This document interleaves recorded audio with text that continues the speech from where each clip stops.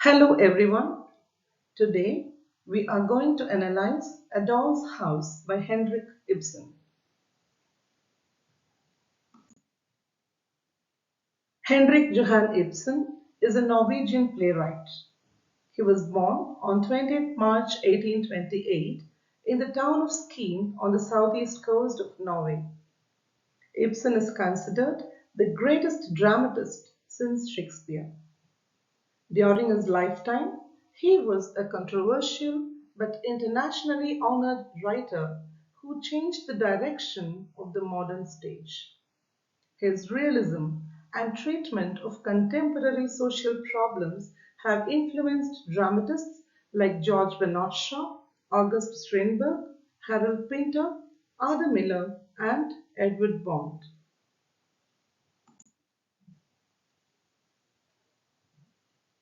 Charged with the fever of 1848 revolution, a new modern perspective was beginning to emerge in the literary and dramatic world, challenging the Romantic tradition.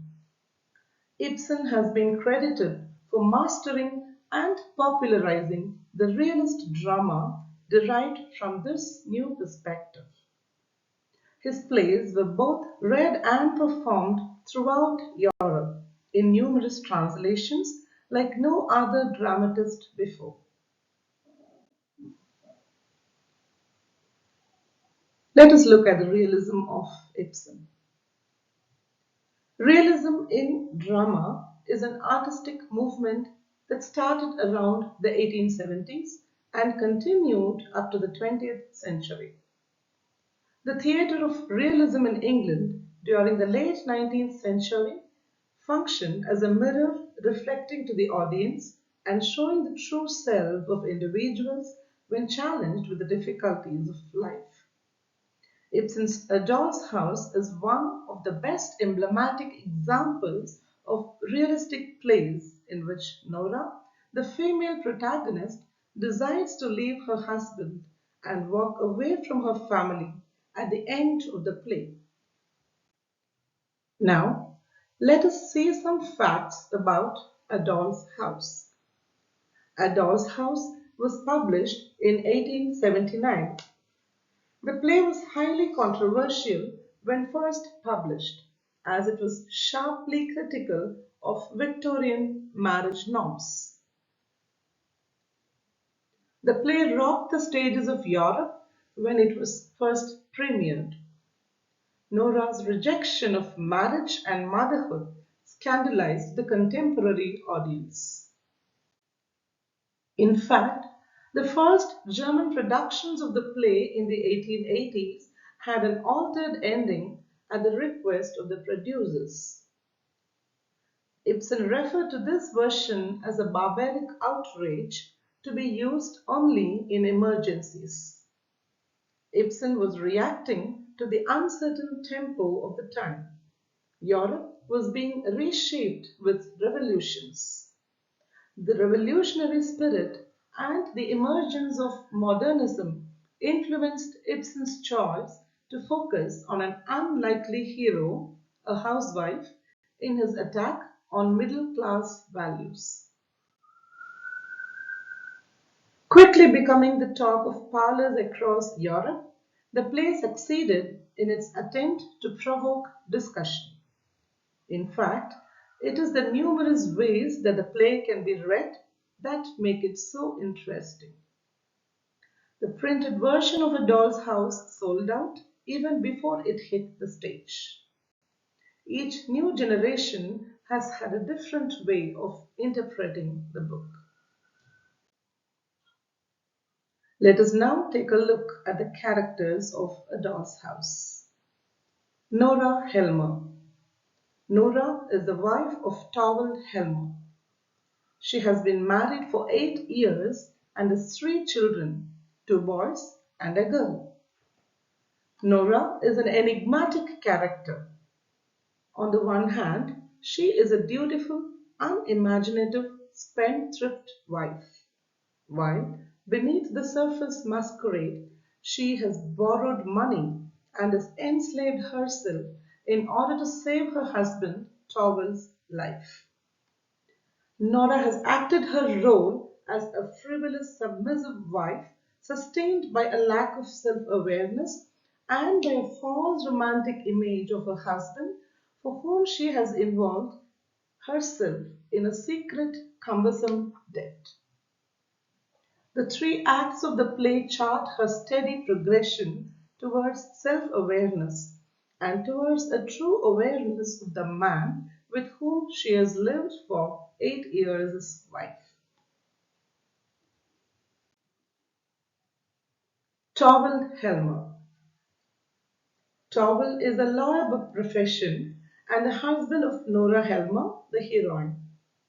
He is the newly appointed local savings bank manager of a town in Norway. He views his wife as a domestic pet and an animated doll. Being a slave to conventions, his primary concern is with appearances of respectability and codes of rigid moral human conduct. His moral blindness is a source of the play's irony. Niels Croxted. Niels Croxted is an employee at Torvald's bank. Croxted is the antagonist in A Doll's House, but he is not necessarily a villain. Though his willingness to allow Nora's torment to continue is cruel, Croxted is not without sympathy for her. It is possible for us to understand Croxted as a victim of circumstances. Next, Dr. Rank. Rank is a family friend of the Helmers. Nora finds amusement in Rank's companionship as a change from the tiresome rules of Torvald. Rank's illness also serves as a physical counterpart of the moral illness of Croxton. He is an innocent victim of a disease. Rather than allow anyone to witness the degrading aspects of his final dissolution, Rank bids farewell to his friends and prepares to die in private.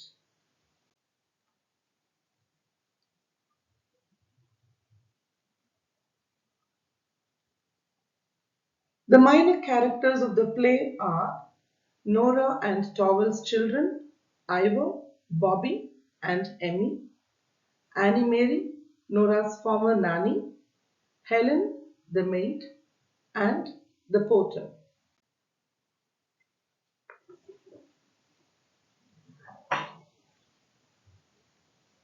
It must be remembered that characters are the forte of an Ibsen play, for Ibsen gives more importance to the delineation of his characters than his plot.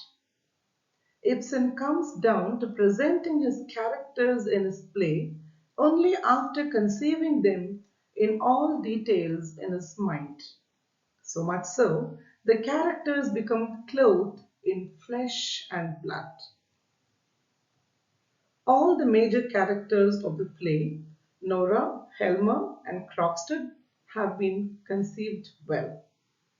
They are well distinguished from one another by their special traits. The dialogue in retrospect brings out the pastness of the characters, and the interaction of the characters on the stage reveal their presentness. Thus, Ibsen enables his viewers to get a full and perfect picture of his characters. Of the three characters, Nora and Croxted are round characters since they show growth and change.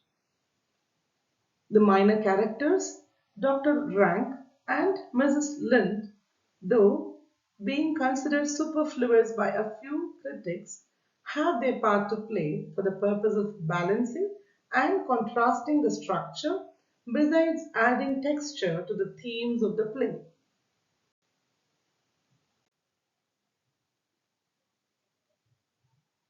Coming to the plot of A Doll's House. Ibsen deviates from the typical story pattern in A Doll's House.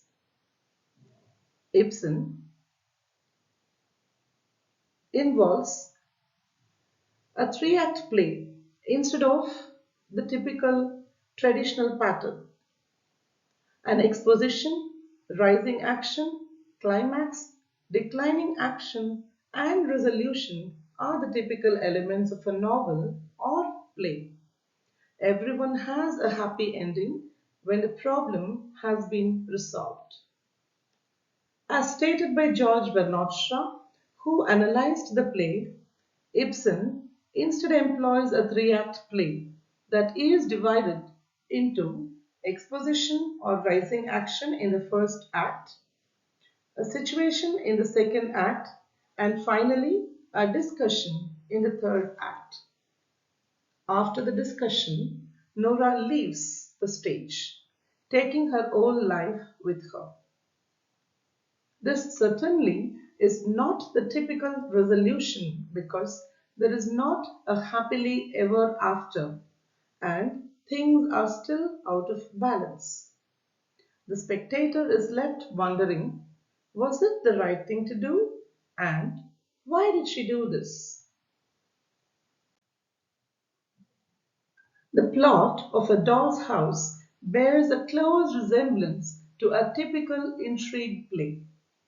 Nora, the heroine, is guilty of committing forgery. This act of indiscretion makes Croxton blackmail her. She has committed this incriminating deed in order to save the life of her husband, Towel Helmer. But Helmer, instead of appreciating the sacrifice of his wife, indicts her as a liar and criminal, unfit to rear their children any longer. However, she is ultimately saved by the intervention of her old friend of school days, Mrs. Kristen Lind, who manages to bring about a change in the heart of Croxton.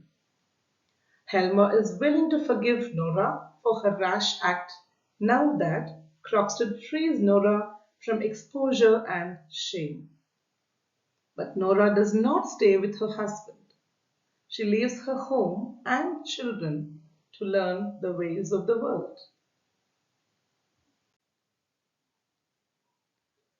As pointed out by Bernard Shaw, up to a certain point in the last act, A Doll's House might be turned into a very ordinary French drama by removal of a few lines and the substitution of a sentimental happy ending for the famous last scene.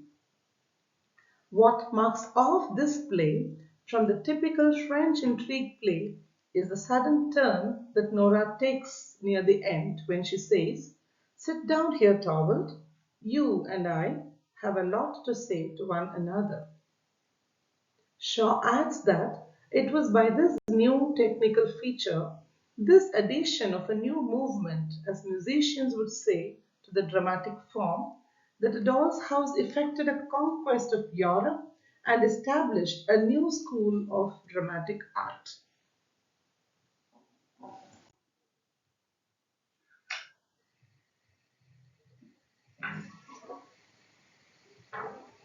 Let us now explore the major themes in A Doll's House. The role of women. A Doll's House suggests a patriarchal society in which the social role of women was limited to caring for their homes. Nora seems to be struggling with accepting the idea of the traditional roles expected of her as a woman. The society views women as nothing more than dolls with limited functions, as evidenced by the life of Nora in the play. Marriage. Nora and Towel represent a completely conventional marriage at the beginning of the play. She stays at home and tends to their house and children, and he supports the family financially. In order to keep the conventions of marriage afloat, Nora lies to Towel at every turn. She is not only dishonest about silly things like eating macaroons, but about enormous things as well, like the fact that she secured the loan that saved Towel's life. When these lies come to light, Towel completely breaks down. Towelled as a conventional husband, feels that he has the right to control his wife. This perceived right to control is another reason their marriage falls apart. As long as he exerts control over Nora, they can never be equals and thus cannot be in true union or partnership. In contrast, the relationship between Croxton and Mrs. Lynde, while unconventional, represents the real wedlock that Nora desires by the end of the play. Mrs. Lynde's role as the breadwinner of the family is highly unusual, but it gives her the agency to earn money and the opportunity to live part of her life outside the home. Furthermore, Mrs. Lynde and Croxton can speak frankly to each other, something Nora and Torvald find impossible until their marriage falls apart, meaning that they don't have to hide behind contrived marital roles. They see each other as equals, two shipwrecked people joining forces. Since they actually respect each other as equal human beings, their union allows them to grow, change, and become better people. Gender roles. In A Doll's House, Ibsen portrays a stereotypically gendered household with Torvald and Nora Helmer, and then shows how characters, both male and female, suffer because of the roles society expects them to play. The constrictive nature of gender roles is especially apparent for the main female characters in the play, Nora and Mrs. Lynde. Women at this time were expected to get married, have children, and stay at home to tend to their children and husband. When a woman actually had a job and earned money, like Nora copying lines in secret, it was like being a man. Women had very few opportunities to make money for themselves and had to rely on husbands or fathers to provide for their needs. Without a father or older brothers, Mrs. Lynde sought a rich husband, leaving behind the man she truly loved, in order to be financially secure. But even this plan was risky because she had no way of knowing his true financial situation. When Nora asks whether the man Mrs. Lynde married was rich at the time, Mrs. Lynde can only say she believed it he was. Owing to the expectations to stay home, raise children, and obey their husbands, women missed out on many opportunities, often needing legal consent from their husbands to perform simple business matters. By the end of the day, by the end of the play, Nora recognizes the destructive nature of these gender roles, telling Torvald that he and her father, by enforcing societal expectations on her, are the reason she has made nothing of her life.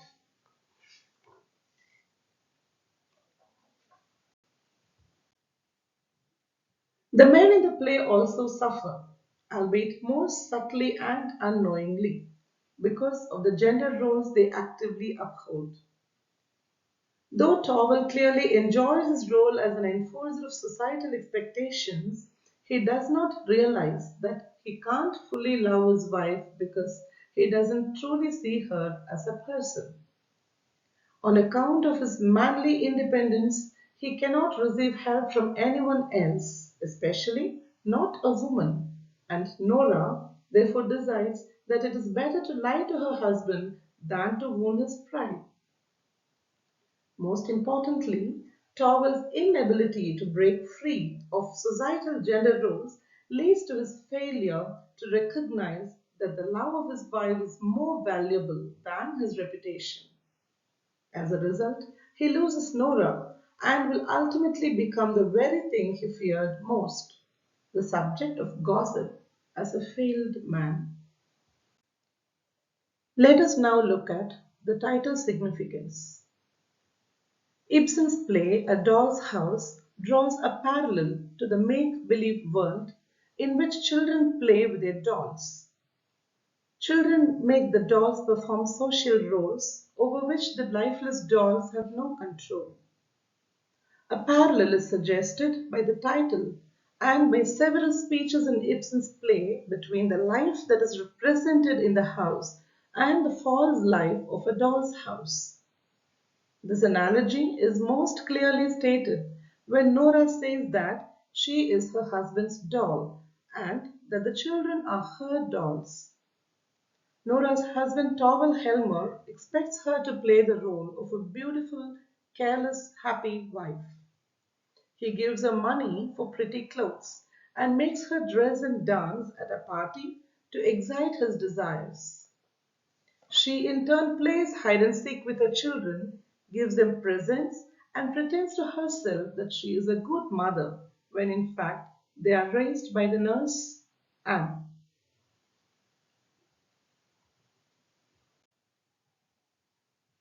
The title A Doll's House should be seen in relationship to the theme of home. Nora has never left home. She was confined in her father's home and to do what he wanted. She then goes directly to her husband Towel Helmer's home, where she is treated as a child.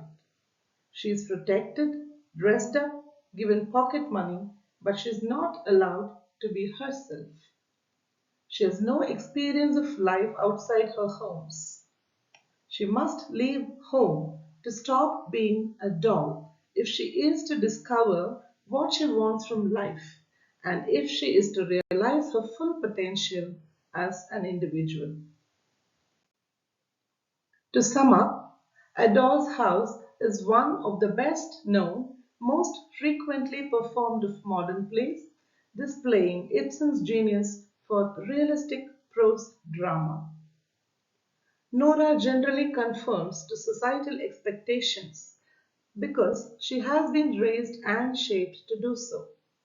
But in her moments of rebellion, she catches glimpses of another world and, in order to explore it, she ultimately leaves the conventional society.